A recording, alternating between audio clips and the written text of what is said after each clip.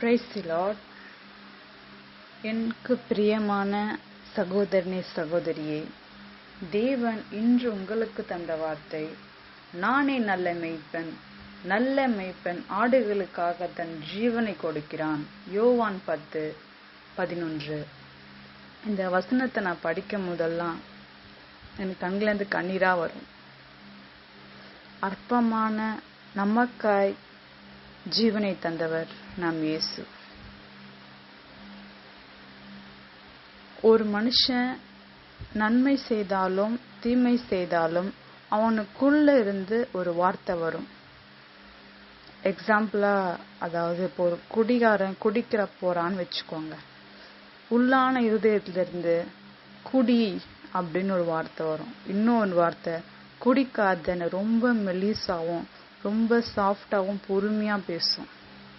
அதுதான் தேவன் நமக்கு தந்த மனசாட்சி.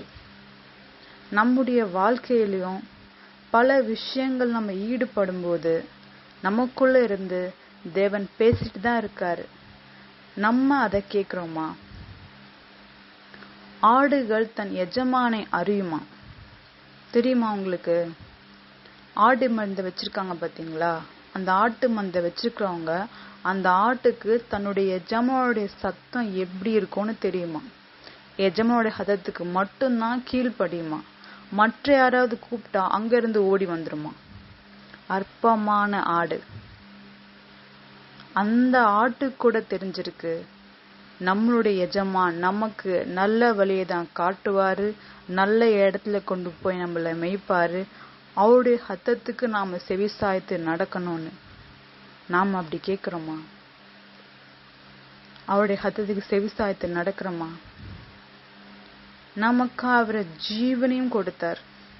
நமக்காக, அவருக்காக நாம் என்ன செய்யறோம்?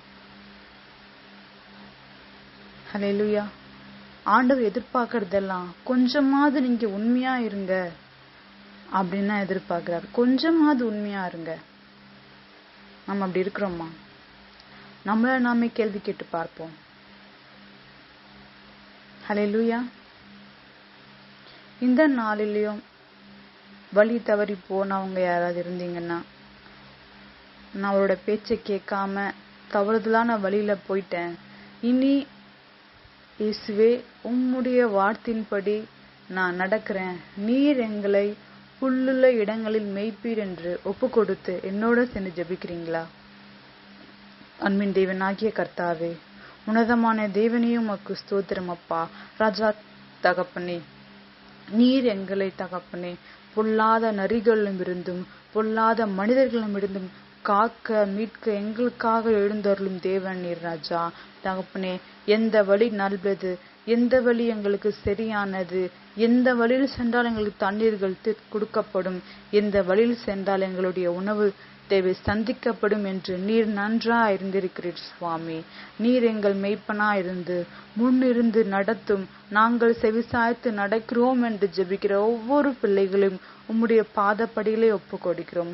நீர் கூட இருந்து நடத்துங்க, மகிழ்ந்திருக்க செய்யுங்க, சுகித்திருக்க செய்யுங்க, செழிப்பான இடத்திற்கு கொண்டு போய்விடும் சுவாமி. இயேசு கிறிஸ்துவ நாமத்தில் ஆமென்.